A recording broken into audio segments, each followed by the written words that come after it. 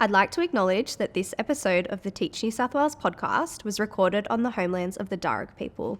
I'd like to pay respect to elders past and present and extend that respect to all Aboriginal and Torres Strait Islander peoples listening today. Welcome to the Teach New South Wales podcast, a podcast by teachers for teachers.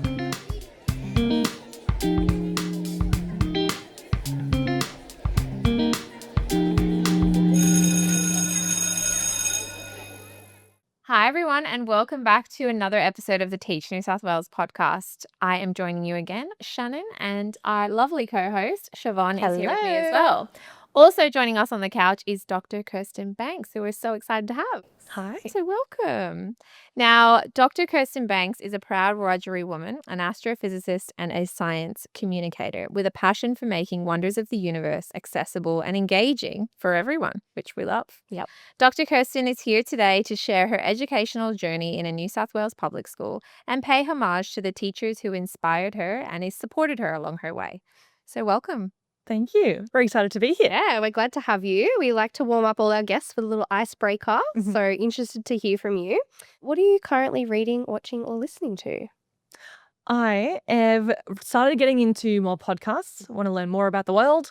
And a friend of mine suggested this podcast called Big Small Talk, where it goes through the news of the week in a digestible way, whether it's the election or just all sorts of stuff. Yeah, really. Anything really, which is great because I want to get more into understanding more about the world around me and not just the space around me as well.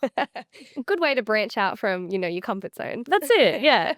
I love it. And when they do have space news, are they are you interested in that? Are they I started listening this year. There's been one episode and there's been no science or no space stuff yet, but I'm keenly waiting for that. Definitely. And write in if there isn't, because I'm sure they'd love to hear your feedback. Absolutely. If you could go to dinner with any influential person, dead or alive, and they can be fictional, who would you choose and why? I feel like I would choose Albert Einstein. And that seems very on the nose So on for brand. an astrophysicist who did invent space-time, basically. But I feel like he would be really quirky because one of his last things that he did was he had a patent for a vest. It's like, what astrophysicist also makes clothes? Many of them, I'm sure, but it just seems really interesting. There's so many cool ideas, like not just space-time, but a vest as well. He was diverse in his thoughts and his ideas. Absolutely. I love that. Celebrate it. But what you would ask, what was next? Like what was the reason for the vest? Yeah. Yeah, what would you do with the vest? What sort of fabric would you talk about? Would you want it made out of? Because that apparently wasn't part of the patent. It was just the actual pattern itself. So many questions to ask that man. Was it a functional design or was it like a fashion, Like which way was he going? These are all the questions. These are all the questions that we would ask. I'd like to come to dinner. I've got a few questions for myself. I love it. And interested to know, do you have a hobby or special interest that you have going at the moment? Or if you don't, one that you'd like to pick up? Oh, I do love my puzzles, like putting puzzles together. I don't have the tactile normal puzzles you think of, but just on my iPad, I like sitting down on the couch and just doing some puzzles and putting things together. Yeah, nice. Making pictures come to life. That's a fun hobby. Yeah. I like that. I don't think we've had puzzles yet. No, we Well, that's haven't. good. I really enjoy those icebreakers because I feel like I learned something new that I can take away. New show to watch or Exactly. book or Exactly. podcast maybe. Exactly. Definitely. All right, well, let's dive right in because possibly people who are listening or watching this podcast, they'll want to know, who is Dr. Kirsten Banks? Can you tell us a little bit about yourself? Sure. Well, I obviously went to public school. Mhm. I went to Davidson High School over in Belrose, Davidson. And I've always been curious about how things work. I quite enjoyed science and maths in high school especially. But when I was in about year 9 or year 10, my science teachers took us on an excursion. And during that excursion, I was like, hey, I really like space. I want to do that. And so that's what I decided to do. I decided to go and do space research. Everything about Everything about space. Went to university, did a Bachelor's of Science, majoring in physics, and then a PhD in astrophysics. And now I talk about space for a living as well. Wow, fantastic. Wonderful. Is there like a special, like, do you have a niche kind of, we talk about space. Do you have like a space niche, so to speak? Or There's just so much of the universe to talk about. It's hard to niche it down into one specific thing, but just all the cool stuff that I enjoy. Yeah. really is my Oh, niche. amazing, amazing. Thanks for sharing a little bit more about, who is Dr. Kirsten Banks, but I want to know what a day in the life looks like for you as an astrophysicist. Well, I have two answers to that. I can give you the day in the life, and there's also the night in the life of an astrophysicist as well. But when I was doing research as a PhD student, a day in the life would be waking up, probably skipping breakfast depending on how stressed I was getting towards the end of my PhD, lots of cups of tea, and lots of coding. So I take in lots of data, lots of information, and try and find patterns that would suit the question that I was trying to answer with my PhD thesis.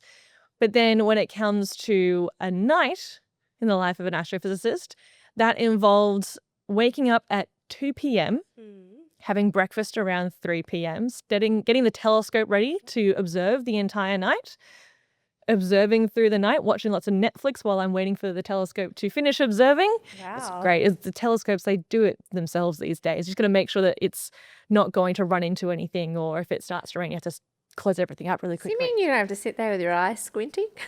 No, thankfully Anymore? not. I actually have never touched a telescope during my PhD. Right. Yeah, it was all remote observing, either from the university or even from my own home during the harshest lockdowns. Yeah. Which was quite good actually, because it took only, I think, 23 steps to get from desk to bed, because that's when the sun comes up, I walk those 23 steps and just fall asleep until 2 love p.m. it. again the next day. Yeah, interesting. That's incredible. Yeah. And what was the title of your thesis? My thesis title is The Spectroscopic Disambiguation of the Red Clump from the Red Giant Branch. That's giving she sells seashells by seashore. But to break it down as I do as a science In communicator. layman's terms, please. So there are these two types of stars called red giant branch and red clump stars. These are two types of stars that are reaching the end of their lives. So stars like our sun that have burnt through all of their hydrogen in their cores now have helium in their cores instead. Red giant branch stars, they're not doing anything with the helium in their cores. Red clump stars, they're burning the helium in their cores. They're going through fusion. And we can use red clump stars to map the galaxy really, really well, because they are kind of like a cosmic streetlight. They all emit the same amount of light. So we can use them to figure out where they are exactly in the Milky Way. So what I did is try and separate these two types of stars, which, by the way, look very similar on the outside. They're very hard to disambiguate, so to speak.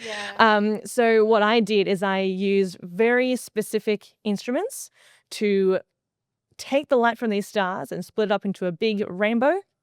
And we can look at the very tiny patterns of missing light within that rainbow to work out what they're made of, and use those patterns to also separate them spectroscopically. Wow. Yes. That's really cool. So people would use your research to then, like, when they're viewing those types of stars, differentiate between two? Hopefully. Yeah. Hopefully that's the impact that I leave behind after finishing my PhD. Yeah. Excellent. Okay, see, I had a light bulb moment. I got it. I was nodding along the that. Disambiguation, or what was Yeah, the I know. That's it. Yeah, disambiguation. That was the look, there are words that you kind of have to use in scientific writing, and disambiguation is not one of them. But because I had the permission to write in a more scientific language in my PhD thesis, I'm like, that is my word. It's going to be my That's word. my word that I'm going to include. That is a word I've never used before, but it sounds cool and it works. I Word love of the that. week. We'll have to bring that into That's our right. colloquial conversations. And spectroscopic. Yes. Is that it?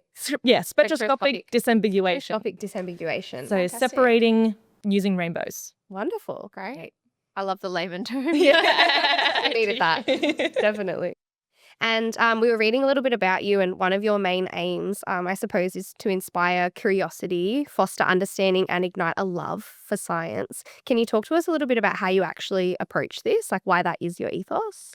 I think for me, when I started doing science communication, I started out as a tour guide at Sydney Observatory, and I fell in love with seeing people's faces light up when they finally understand something that I've explained, or they've looked through the telescope that I pointed at Saturn, they've seen the rings of Saturn for the first time. Just sharing in those moments is really special because learning, for me especially, is very fun. And so when it comes to science, people can either be, that's really interesting, or absolutely not, I hated science in high school. Please don't take me back there. But I want to foster in people's curiosity no matter where it comes from and help them enjoy learning about science again. Absolutely. I like how you talk about the Sydney Observatory. I've taken my students on a fair few excursions there, and nothing beats the joy, look, even for me, like seeing the rings. Yeah. Very They're exciting. gorgeous, And we yeah. saw, we went to the Coonabarabran Observatory. Yeah. Oh no, what was it? And another. When we went to the Dubbo Observatory, Yeah. I think it was. Yeah. They've got some fantastic technology to be able to see, and so crystal clear. Mm. I was like, it looks exactly like the emoji on my phone.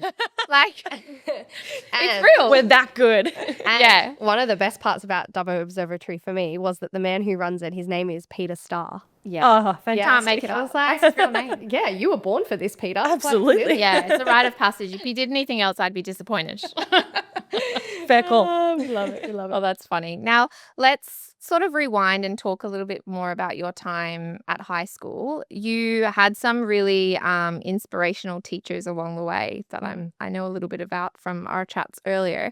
So I'd love to dive in a bit more and talk about what the impact those teachers had on you and how that sort of led to the path that you've taken now with your career.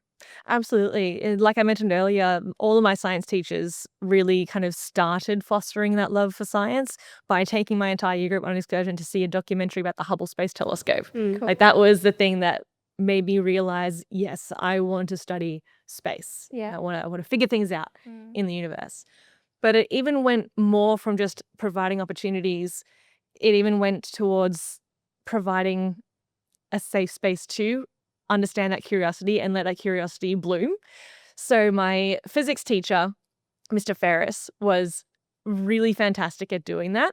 We would often derail physics lessons by just asking random questions about whatever science is interesting us on the day. And he would roll with it because he believed that fostering in our curiosity was a way to help us learn. Yes, eventually we'd get back into the syllabus because that's what we needed to study as well. But he let us be curious. And I remember one particular lesson where we're learning about friction. And to learn about friction, he took us outside into the hallway with his wheelie chair, had one of us sit on the wheelie chair and others push the person on the wheelie chair. And he'd say, okay, that's enough pushing around, let go. What happens? You slow down. Why? Friction. Yeah. And so he really gave us that immersive lesson to learn about physics and intuitively learn about physics, which was really, really fun. I love that. I think we often talk as well on the couch when we do interview other teachers, for example, and it's that impact you have and that hands-on learning. I think hearing from you, I'm sure if Mr. Ferris is tuning in, like those little memories that you carry with you as a student, we don't as teachers always think about that long-lasting impact. So it's crazy to think of how influential that, experiment hands-on experience is for a student like yourself at that point in time. And Mr. Ferris specifically, or other teachers that inspired you, did you find that there were certain qualities or actions that really stood out to you that made them great or inspiring teachers? I think one of the main things that stuck out, or things that stick out now when I think back, is the way that they would listen to students and listen to our curiosity and listen to our questions. Because I find this when I'm communicating as well, is that when someone asks a question and maybe it seems like a simple question, but the answers can be quite complex, and giving that complexity to what seems like a simple question can make that curiosity go further. Yeah. And so it really fosters that as well. It's a continuing theme throughout this conversation, really, fostering curiosity. Yeah. And it's almost about lifting that ceiling as well. Like you mentioned, he wasn't sort of like, oh no, we need to talk about this in a lesson. He allowed you to Dot point 3, we're covering dot point 3 today. Settle down, everyone. Yeah. Yeah. Yeah. And I think that speaks to that teacher knowing his students as well. Knowing that you're all little curious beings in the classroom. Absolutely. And it just makes it more fun than just being there to tick off syllabus dot points, which again, yes, that is the important thing as well, the fundamental thing, but just letting students be curious makes all the difference, I think. Definitely. And I suppose for our teacher listeners, questioning techniques are so important. And for me in my early career, it was one of the things that I sort of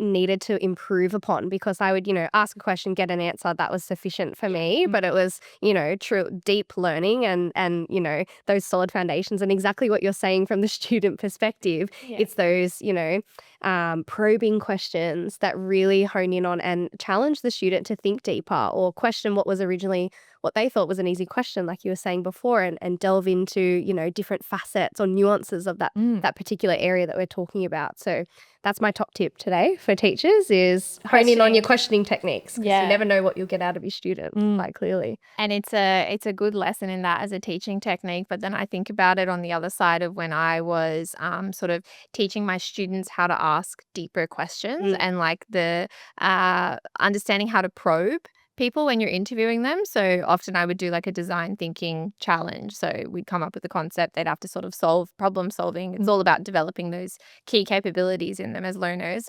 And we'd do the 5 whys. But some of my students, they'd take it so literally.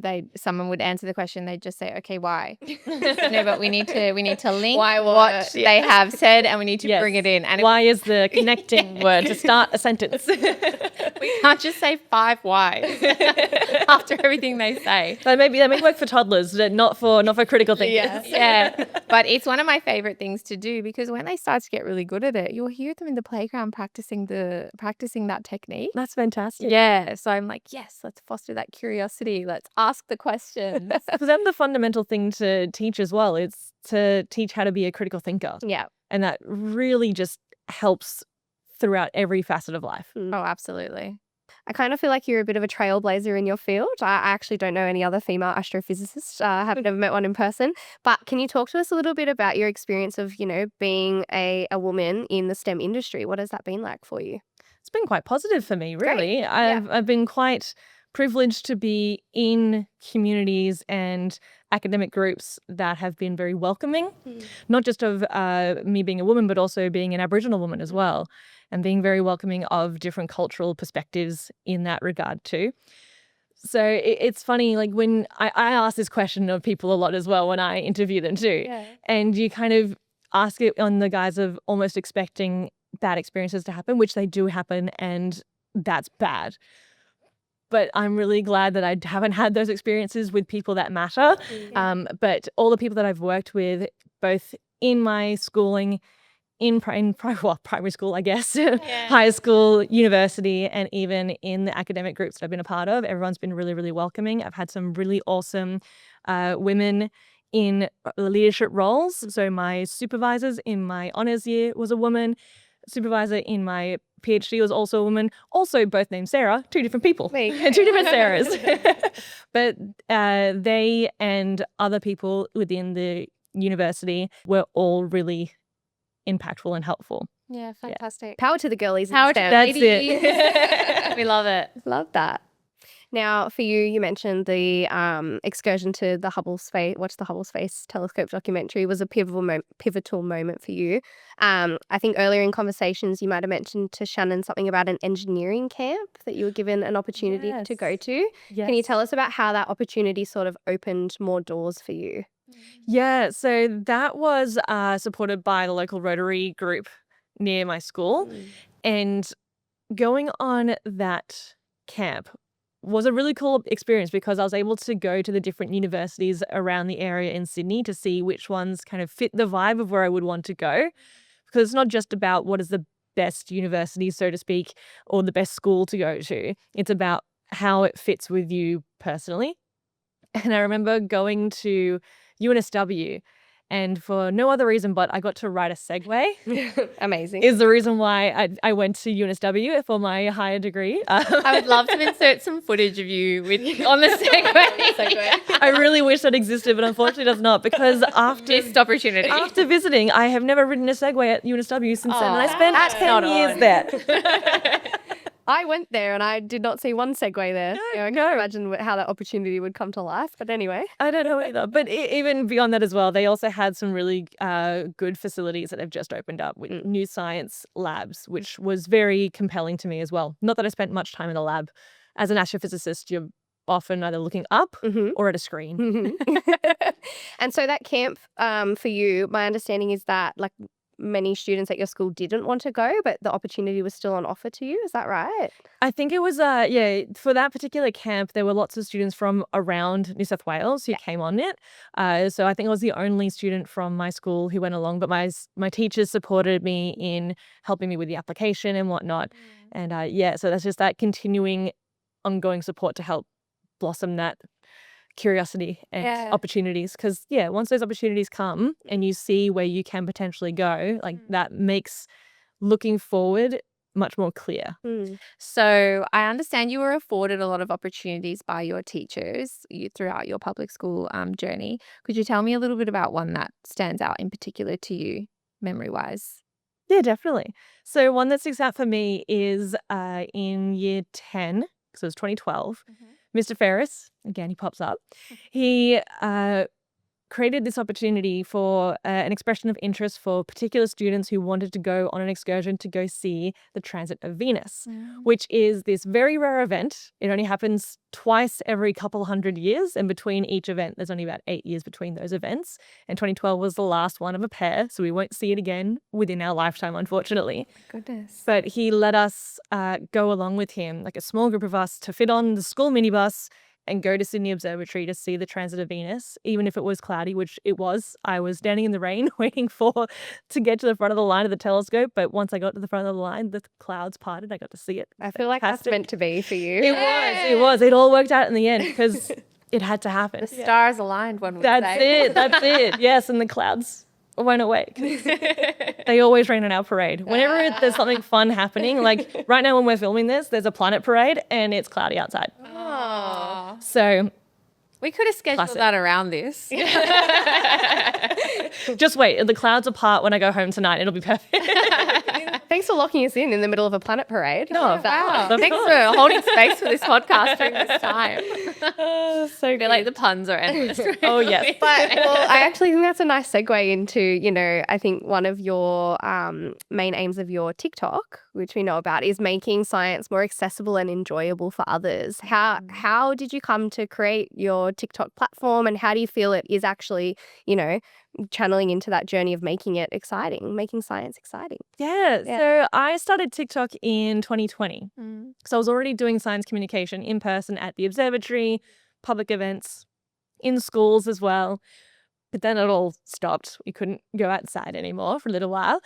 And my then boyfriend was enjoying my space facts at home, but eventually you've really just got to stop. You talk to someone else about this. You should try TikTok. It's a great new platform that's growing really fast. Give that a try. I'm like, all right, sure, I'll give it a try. And so I challenged myself to change the way that I do my science communication from 90-minute long tours at the observatory to 60-second explanations online. Little bite size. Yes, very much little bite size. And I fell in love with it. It was so much fun to connect with people across the world. And now with a platform of 400,000 plus people on TikTok, it's just so much of a privilege to be able to share in the curiosity of so many people. And I love being able to see their questions and make new videos based on their questions. It's so much fun. I love it so much. Are there other content creators, doing similar things such as yourself? Like, have you felt like you've been able to, through that, form connections with people around the world doing similar things? Absolutely, yeah. When I started, it felt like it was just me.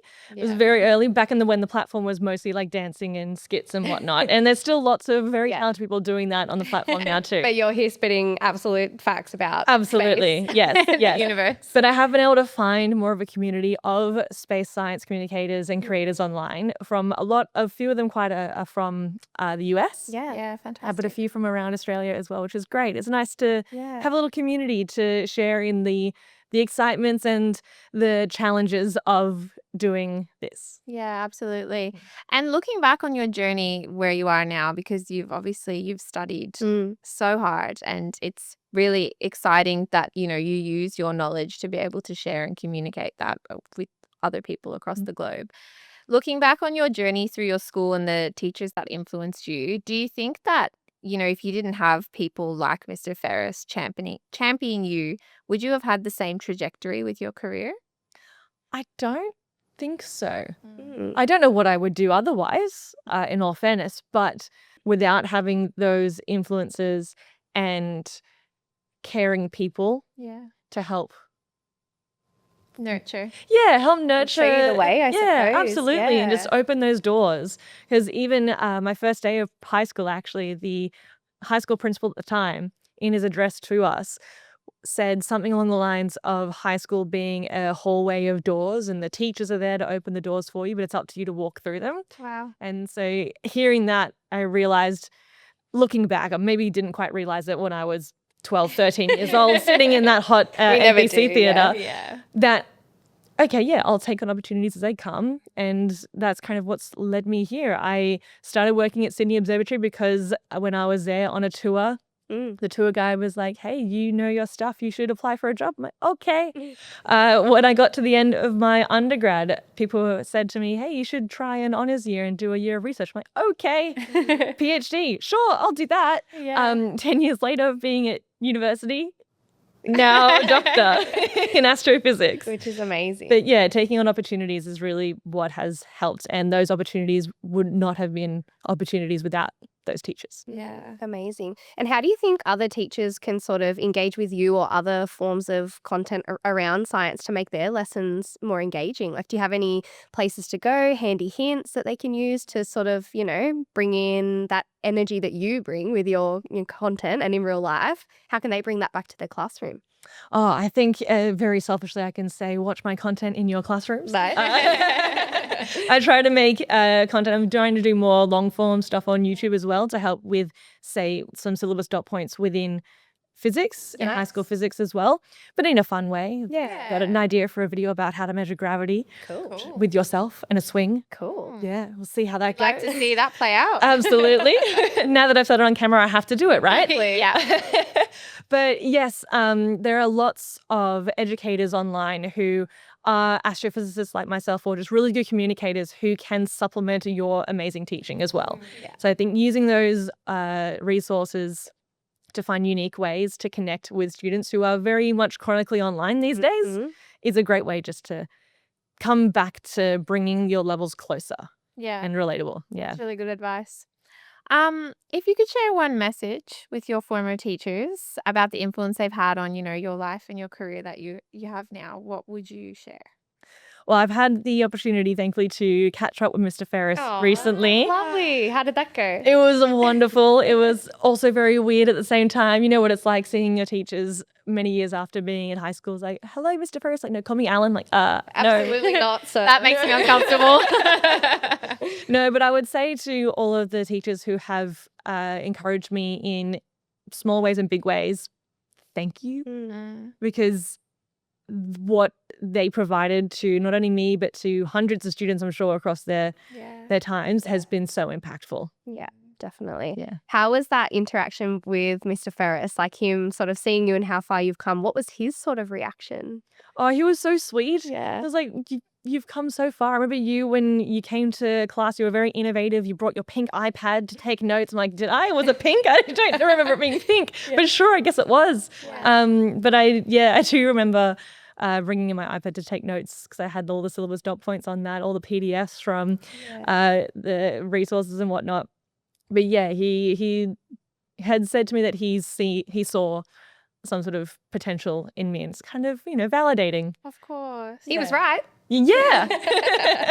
Good job, Mr. Ferris. Mr. Ferris, he was in the know for sure. It's funny what you were saying before about the things he noticed about you, like looking at it from a teacher perspective, and we've spoken about it on previous episodes. There's so much that our students see of us. Yeah. And sometimes you don't get to hear like what we actually know and hear and see of you as well. So it's like, it's funny that that's his, embedded imprint is your pink iPad. Yeah. It's a nice full circle, isn't it? Definitely. We have had a hard-hitting question from one of our fans. They've written into us because they knew you were coming on, and they would love to know if you think whether aliens are real or not. Ooh, what a great question.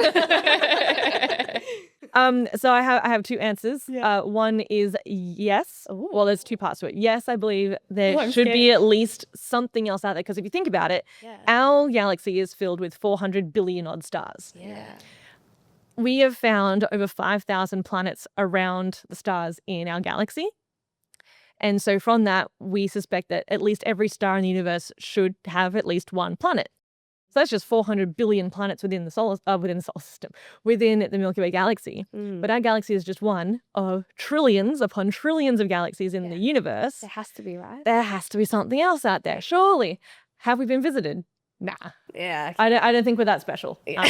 We're Wow. a speck of dust orbiting around a pretty average star. Yeah. Yeah, I honestly, recently, in recent times, I've just been thinking, like, if something goes wrong, truly, we're just a speck of dust. Like, it will be okay. And that's your daily dose of reality. It's a bit dark, but, you know.